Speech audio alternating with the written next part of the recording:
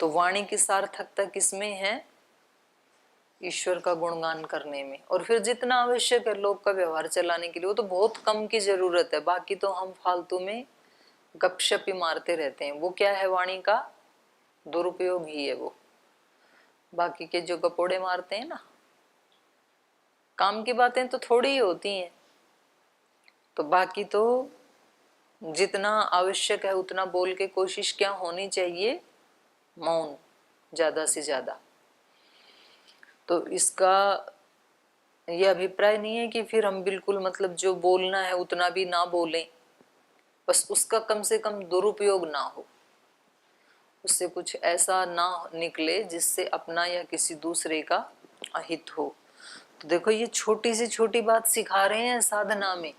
साधना का मतलब इतना ही नहीं है कि कहीं जाके जंगल में हम ऐसे बैठ गए, या हमने केवल हवन कर लिया, या केवल मंदिर में हो आए। ये कह रहे हैं सबसे पहले साधना कहाँ से शुरू करो? बोलने से।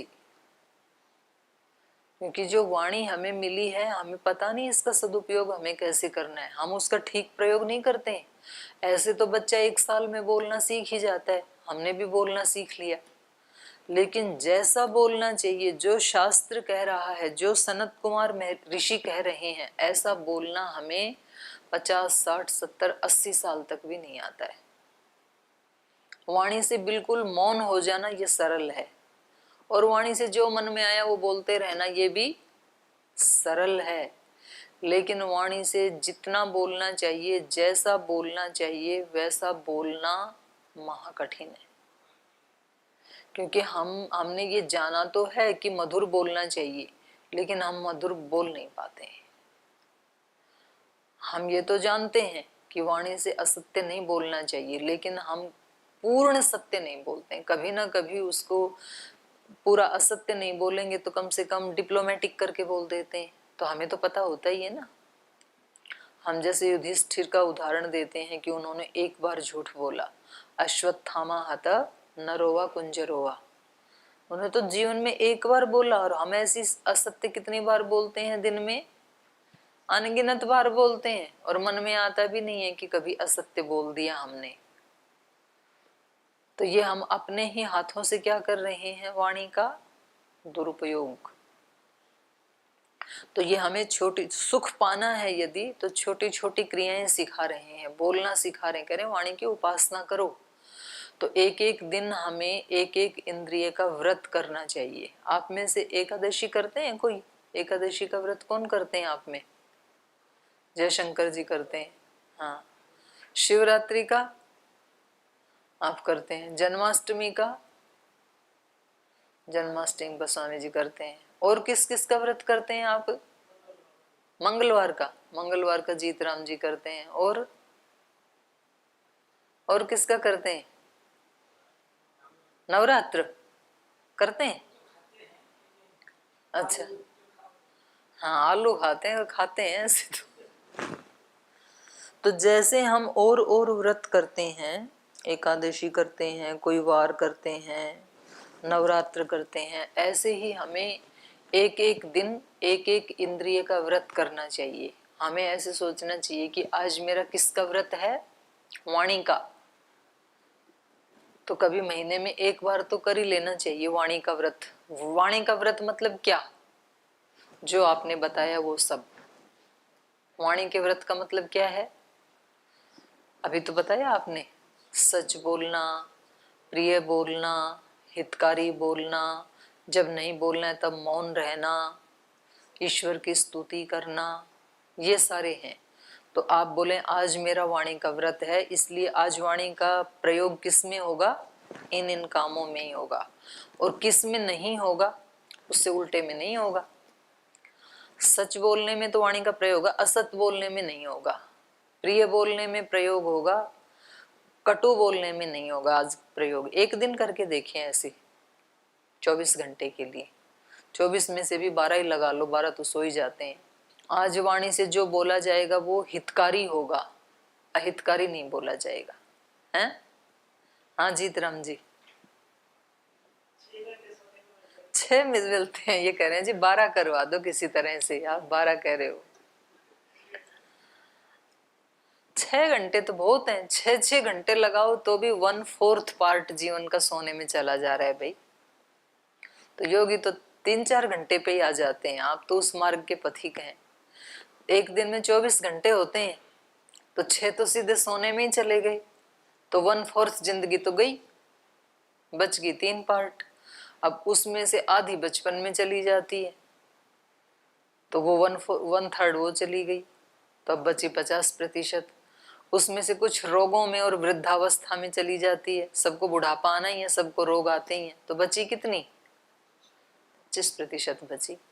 और उसके प्रति भी जागरूक नहीं हुए तो फिर तो नारद की तरह हमें शोक से युक्त होना ही पड़ेगा। है ही होना क्या पड़ेगा। नारद तो इतना पढ़ के उनको पता तो लगा कि मैं शोक से युक्त हूँ, शोक को तरा नहीं अभी मैंने। हमें तो अभी ये एहसास भी नहीं है कि हम शोक में पड़े हुए हैं। हम तो सोच रहे हैं हम बहुत अच्छे हैं, और जब कभी मौका आता है जीवन में तो फिर हमें पता लगता है अरे मेरा तो ये स्वरूप था, मैं तो सोच रहा था कि मैं बहुत ज्ञानी हूँ, मैं तो सोच रहा था मैं बड़ा धैर्यवान हूँ, और ये तो मतलब थोड़ा सा आते ही मेरी तो जमीन खिसक गई पैरों के नीचे की। तो बड़ा बेचैन हो जाता है व्यक्ति। तो वो वाली कमाई तो मैंने की नहीं, क्योंकि वो तो थोड़ा ही तो टाइम था उसके लिए। तो वो वाली कमाई करने के लिए केवल आंख बंद करके बैठने से, केवल हवन करने से, केवल मंदिर में जाने से नहीं होती है। वो भी करना चाहिए, उसकी मनाही नहीं की जा रही है। केवल पुस्तकें पढ़ने से नहीं होती है वो कमाई, पुस्तकें भी पढ़नी चाहिए, उसकी भी मनाही नहीं की जा रही है। लेकिन उसके साथ ये क्या कह रहे हैं कि उसको व्यवहार में लाने का भी प्रयास करना चाहिए। तो व्यवहार में लाने के लिए सबसे पहले किसको पकड़ा? सनत कुमार ऋषि ने वाणी को पकड़ा सबसे पहले। ये कह रहे हैं सबसे पहले वाणी का व्रत करना सीखो। अगर वाणी आपकी पकड़ में आ गई ना, तो आपकी बहुत सारी समस्याएं सुलझ जाएंगी। क्योंकि ज्यादातर झगड़े संसार में किससे होते हैं? वाणी से। ऐसे बोलते हैं कि भाई बाण का घाव तो भर जाता है, लेकिन वाणी का बाण जो चलाया जाता है उसका घाव नहीं भरता है। तो सबसे पहले ये कह रहे हैं सुख प्राप्त करना है तो किसको पकड़ो? वाणी को। वाणी का व्रत करो, वाणी की साधना करो। क्योंकि हमारे कभी दुखी होते हैं हम, कभी क्षोभ युक्त होते हैं, कभी हमारा मन शिकायत से युक्त होता है, कभी किसी ने हमारे ऊपर कोई आरोप लगा दिया, कभी किसी ने हमारा अपमान कर दिया, तो उस समय हमारा मन दुखी होता है। तो फिर हमारे मुख से भी कैसे शब्द निकल जाते हैं? अनुचित निकल जाते हैं। वाणी हमारी हमारे कंट्रोल में नहीं रह पाती, और बस वहां से झगड़े शुरू हो जाते हैं कि उन्होंने ऐसे बोला, हमने ऐसे बोला, वहां से शुरू हो गए। मैंने जो बोला इसमें क्या गलत बोल दिया मैंने? तो फिर वो हमारी जो वाणी है उसकी टोन ऊंची भी हो जाती है, उसमें शब्दों का चयन अनुचित भी हो जाता है, वो वाणी हमारी अधैर्य से युक्त भी हो जाती है। ऐसे से बोलते हैं ना। सबसे पहले इन्होंने कहा कि वाणी को पकड़ो, सबसे ज्यादा नुकसान ये करती है। और दूसरे रोग, दूसरे शरीर के रोग गलत आहार से होते हैं। तो वाणी के ऊपर कंट्रोल आ गया तो हम वो चीजें नहीं खाएंगे जिससे शरीर रोगी होता है। आज संसार में जितने लोग बिना खाए परेशान हैं, उससे ज्यादा लोग खा करके परेशान हैं। कुछ तो ऐसे हैं जिनको खाने को नहीं मिल रहा है, भूखमरी। तो भूखमरी से जितने लोग परेशान हैं, रोगी हैं, कुपोषण के शिकार हैं, उससे ज्यादा रोगी कौन है? ओवर ईटिंग करने वाले, गलत ईटिंग करने वाले, गलत भाव से खाने वाले। आहार के ऊपर वाणी दोनों काम करती है ना, बोलने का भी करती है और चखने का भी। रसनेन्द्रिय भी है ये, और कर्मेंद्रिय भी, और ज्ञानेन्द्रिय भी है ये। तो दोनों काम करती है ये। तो ये ऋषि हमें सिखा रहे हैं, आपको यदि सुख की तलाश है तो आप सबसे पहले किसके ऊपर ध्यान दो?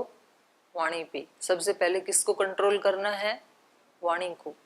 बहुत बड़ी शक्ति है, और बहुत बड़ा इससे लाभ भी हो सकता है, और हानि तो हो ही रही है, हम देख ही रहे हैं। क्योंकि हम कुछ ऐसा बोल देते हैं और फिर बिल्कुल हमारा ऐसे ग्राफ नीचे गिर जाता है। हम दूसरों की दृष्टि में हमारी छवि अच्छी नहीं होती है। और जो लोग अपनी वाणी को संयमित रखते हैं, जो उससे बहुत मीठा मधुर बोलते हैं और साथ में सत्य भी बोलते हैं, मतलब इसमें ये नहीं कहा जा रहा है कि आप बस केवल मधुर, वो लोग भी ज्यादा ऊंचाई पे नहीं पहुंच पाते हैं जो बहुत मधुर तो बोलते हैं लेकिन उनकी भावना अच्छी नहीं होती है, इंटेंशन अच्छी नहीं होती है, तो फिर उनको थोड़े दिन में लोग पहचान जाते हैं। तो यहाँ मधुर तो बोलना है लेकिन मधुर के साथ साथ क्या बोलना है, सत्य भी बोलना है और हितकारी भी बोलना है। तो सत्य का मतलब ही ये होता है कि भाई अगर आप मधुर बोल रहे हैं, जितनी मधुरता वाणी में है तो उतनी ही मधुरता फिर हृदय में भी होनी चाहिए। अगर विचार में और हृदय में मधुरता नहीं है और केवल होठ के ऊपर मधुरता है तो फिर तो ये असत्य वाणी हो जाएगी। अब व्यक्ति कहता है कि मुझे कठोर बोलना पसंद नहीं है, मुझे तो मीठा बोलना ही पसंद है, तो फिर आपको अपना हृदय और अपना विचार, अपना भाव भी क्या बनाना चाहिए, मधुर बनाना चाहिए। फिर कुछ बोलते हैं कि जी हम मीठा तो नहीं बोल पाते हैं, जैसा हमारे मन में है वैसा बोल देते हैं, हमारा मन बिल्कुल साफ है। तो मन और हृदय तो साफ है लेकिन वाणी की भी साधना करनी पड़ेगी। दोनों को ही अभी आवश्यकता है सुधार करने की। तो ये हमें सिखा रहे हैं, छोटे छोटे व्यवहार जो हैं वो हमें सुख की तरफ ले जाते हैं। तो यहाँ पढ़ाई की मनाही नहीं है, ज्ञान प्राप्त करने की मनाही नहीं है। ये कह रहे हैं कि आपको अगर सचमुच सच का, झूठ का, साधु का, असाधु का यदि आपको भेद जानना है, यदि आपको इतनी ऊंची स्थिति प्राप्त करनी है, यदि आपको शोक से पार जाना है तो वाचम उपास्व, वाणी की उपासना करो नारद जी। ठीक है। सयो वाचम ब्रह्म इति उपास्ते यावद वाचो गतम तत्रस्य यथा कामचारो भवति। यो वाचम ब्रह्म इति उपास्ते अस्ति भगवो वाचो भूय इति वाव वाचो भूयो अस्ति इति तन्मे भगवान ब्रवीतु इति। तो यहाँ ये कह रहे हैं यह स वाचम ब्रह्म इति उपास्ते, ऐसा व्यक्ति जो इस वाणी को क्या समझता है, ब्रह्म, भगवान, भगवान समझ के इसकी उपासना करता है। वाणी क्या है, भगवान की ही तो एक शक्ति है।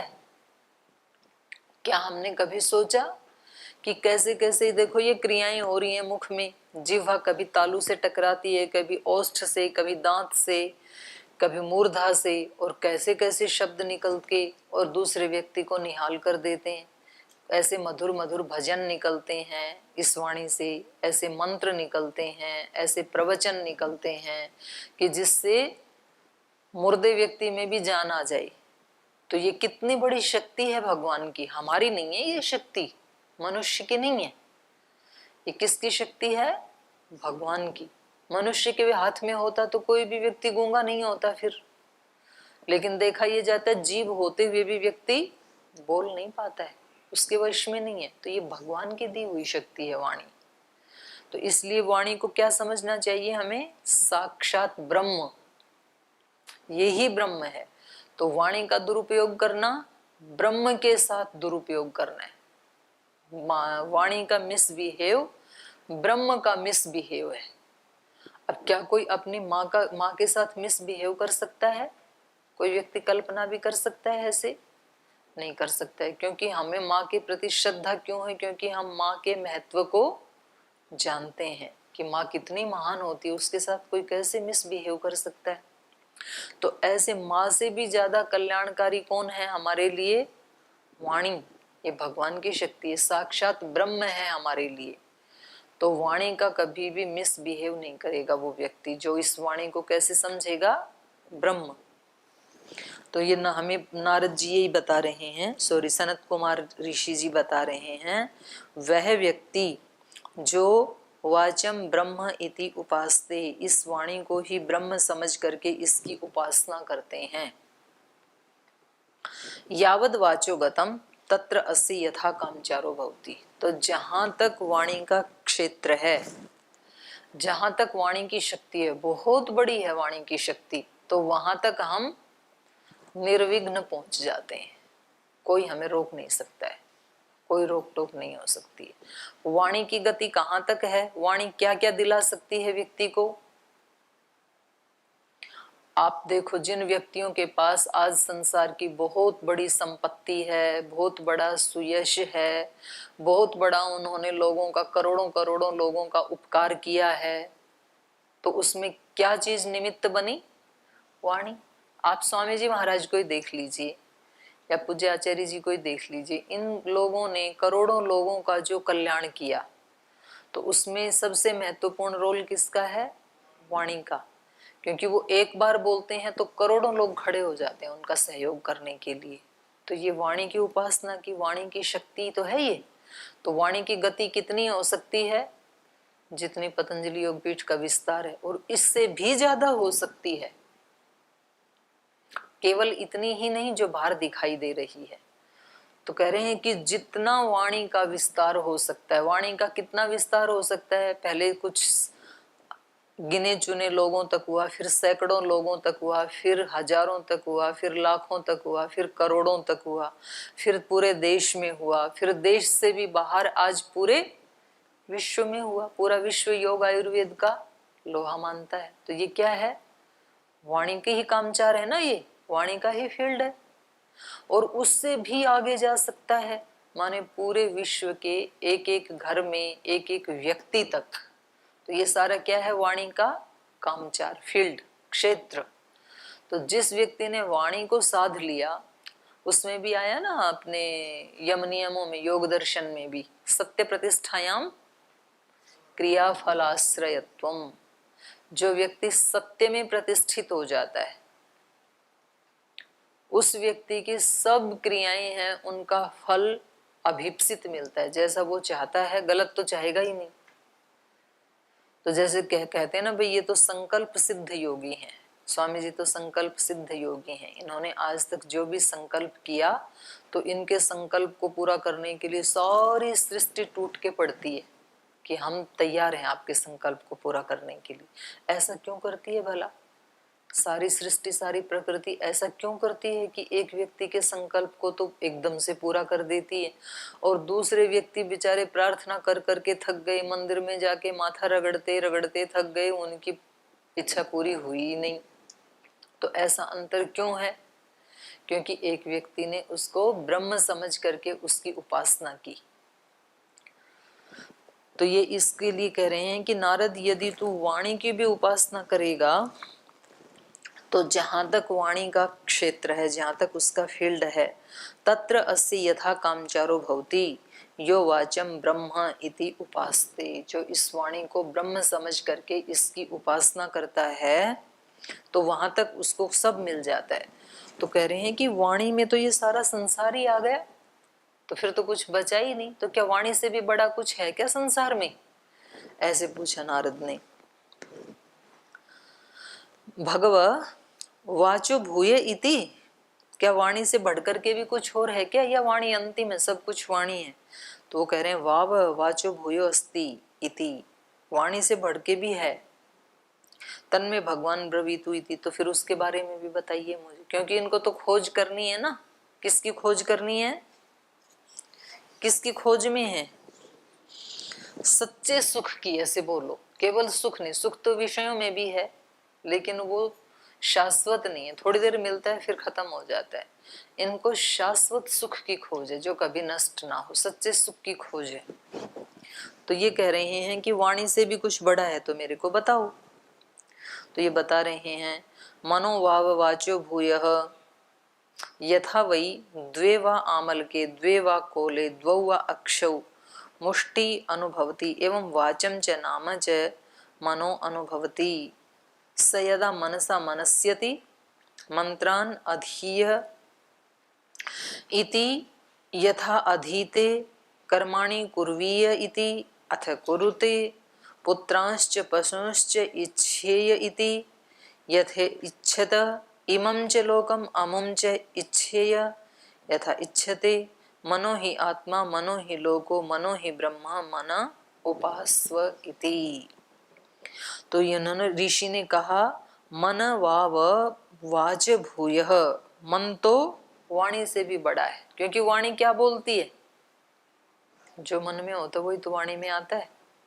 हमारे मन में यदि गुस्सा है तो वाणी में फूल झड़ेंगे क्या? वाणी वही तो बरसाएगी जो मन में है। वाणी में यदि मन में यदि घृणा है किसी व्यक्ति के प्रति तो वाणी स्तुति करेगी क्या उसकी? नहीं करेगी। वाणी वही बोलेगी जो मन में है। तो इसलिए वाणी से भी बड़ा कौन है? मन। तो पहले तो इन्होंने देखो पहले वाणी को पकड़वाया, लेकिन वाणी की भी जड़ कहाँ है? वाणी भी कहाँ बोलेगी, वाणी भी क्या बोलेगी, तो उसके भी रूट में जाना है। तो पकड़ना किसको है? मन को। तो सीधे ही वहां पहुंच गए। वाणी और मन जिसके वश में आ गए तो उसके हाथ में बहुत बड़ी संपत्ति आ गई फिर। क्योंकि मन को पकड़ना तो अर्जुन ने क्या बताया कैसा है? हाँ, हवा को पकड़ने जैसा है। तो ये कह रहे हैं मनोवाव वाचे भूय, निश्चित रूप से वाणी से भी बड़ा तो मन है। जैसे द्वे वा आमल के, द्वे वा कोले, जैसे किसी के हाथ में दो आंवला हो, या कोले मतलब बेर हो, या दो अक्षौ बहेड़ा हो, मुष्टि मुट्ठी में बंद हो दो, और अनुभवती उसको पता लग जाता है कि ये दो, आंख से देखा नहीं उसने, लेकिन तो भी कैसे पता लग जाता है मुट्ठी में दो हैं? कैसे पता लगता है? मन से। अगर मन उसका सोया हुआ है, उसके हाथ में आप दो आंवला रखें तो उसको थोड़ी पता लगेगा। लेकिन व्यक्ति का मन जगा हुआ है, मन काम कर रहा है, तो आंख बंद कर दो, उसके हाथ में दो रखो तो बता देगा दो आंवले हैं। तो कैसे पता लगा दो आंवले हैं? मन से। तो उसको किसी ने बताया नहीं, उसने वाणी से, कान से सुना भी नहीं, किसी ने वाणी से बोला भी नहीं, आंख से देखा भी नहीं, लेकिन हाथ में जो चीज है मुट्ठी में वो उसको पता लग गया। तो कैसे पता लगा? मन से पता लग गया। मुष्टि अनुभवती एवं वाचम च नाम च मनो अनुभवती। इसलिए जो पहले के जो दो चीजें आई ना, नाम और वाणी, उस नाम और वाणी को भी कौन अनुभव करता है? मन। नाम का मतलब ये जितने भी ग्रंथ पढ़े सारे, और जो शब्द ज्ञान है वो शब्द ज्ञान भी कहाँ रहता है, उसका अनुभव कौन करता है? मन। और वाणी से जो बोला जा रहा है उसकी भी अनुभूति पहले कहाँ होती है? मन में। मन में जो संकल्प होता है वही तो वाणी में आता है। मन में जो विचार आता है कि मैं ऐसा बोलूं इस व्यक्ति को, तो फिर वैसा वाणी बोल देती है। तो ये कह रहे हैं वाचम च नाम च मनो अनुभवती, वाणी और नाम को भी मन अनुभव करता है, मन जानता है। स यदा मनसा मनस्यति मंत्रान अधीयीय इति अथ अधीते। जब मन से व्यक्ति विचार करता है कि मंत्रान अधीयीय, मैं मंत्र पढ़ूं। आपने विचार किया कि हम गुरुकुल में जाके कुछ पढ़ें, गीता पढ़ें, दर्शन पढ़ें, उपनिषद पढ़ें, महाभारत पढ़ें, कुछ अच्छा पढ़ें, ऐसा आपने पहले कहाँ विचार किया? मन से। तो कहा मनसा मनस्यति, जब ये मन से मनन करता है, विचार करता है, मंत्रान अधीयीय, मंत्र पढ़ूं, अथ अधीते, फिर पढ़ लेता है। आपके मन में आया कि जीवन को कुछ ऐसा बनाना चाहिए ऋषियों जैसा। तो ऋषियों ने क्या दिया है, जैसे स्वामी जी का जीवन है ऐसे कुछ जीवन बनना चाहिए। तो पहले ये मन में संकल्प आया और फिर आप यहाँ आए कि हमें आपके जैसा बनना है। तो स्वामी जी ने कहा मेरे जैसा बनना है तो जो पढ़ाई मैंने की वो तुम भी करो। तो आप बोले ठीक है कर लेते हैं। तो इसलिए आज इस कक्षा में आप बैठे, नहीं तो नहीं बैठते। तो पहले ये बात कहाँ आई? मन में। तो मन से व्यक्ति जैसा सोचता है कि मैं ऐसा सोचूं, ऐसा मनन करूं, मंत्रों को पढ़ूं, पढ़ लेता है। अथ अधीते कर्माणि कुर्वीय, मन में सोचता है कि ये काम करूं। आप सोचते हैं कि ऑफिस में जाके हम संवाद करें, मन में ऐसे आता है कि गुरुजी ने बोला है ऐसे, तो फिर वहां जाके कर लेते हैं। तो कोई भी क्रिया पहले कहाँ आती है? मन में। कर्माणि कुर्वीय इति अथ कुरुते पुत्रांच पशुंश्च इच्छेय इति। सांसारिक लोग हैं वो पुत्रों को चाहते हैं, पशुओं को चाहते हैं, पशु मतलब साधन, साधनों को चाहते हैं। इच्छेय, मैं इनको चाहूं, ऐसे व्यक्ति सोचता है। अथ इच्छते, फिर उनकी चाहना करता है। पहले मन में आता है कि मैं इनको चाहूं। और जो सन्यासी हैं वो अपने शिष्यों को चाहते हैं, जो आचार्य गण है वो चाहते हैं कि हमारे यहाँ ऐसे शिष्य आए, फिर वो वैसा प्रयास करता है, फिर आ जाते हैं। तो पुत्रान पशुश्च, पशुन का मतलब होता है साधन। अथ इच्छते इमं च लोकम अमुम च इच्छेय, इस पृथ्वी लोक को व्यक्ति पहले मन से चाहता है, और अमुम पृथ्वी के साथ साथ परलोक को भी चाहता है कि मैं जीते जी भी सुखी रहूं और जाने के बाद भी मोक्ष को प्राप्त करूं या स्वर्ग को प्राप्त करूं, ऐसे उस लोक को भी चाहता है व्यक्ति। तो ऐसी इच्छा करता है। और फिर अथ इच्छते मन ही आत्मा, मन ही लोक, मन ही ब्रह्म। इसलिए कहा कि नारद ये मन ही क्या है, मन ही आत्मा। आत्मा का मतलब है यहाँ पर सतत गति करवाने वाला, अत सातत्य गमने, ये मन ही आगे गति करवाने वाला है। मन ही आत्मा, मन ही लोक, मन ही इस लोक का आधार है। मन ही ब्रह्म, और मन ही ब्रह्म है। ब्रह्म मतलब बड़ा है, ज्येष्ठ है, श्रेष्ठ है। इसलिए मनः उपास्व, इसलिए नारद तू मन की उपासना कर। तो आज आपको क्या क्या बताया, आज क्या क्या बताया? नाम से भी बड़ा क्या है? वाणी, और वाणी से भी बड़ा क्या है? तो नाम वाला तो परसों आपने चिंतन किया, आज आपको चिंतन करना है वाणी के ऊपर और मन के ऊपर। तो इन दो के ऊपर आप चिंतन करके आए, फिर आगे शेष चर्चा कल करेंगे। आज यही पाठ को विराम देते हैं। ओ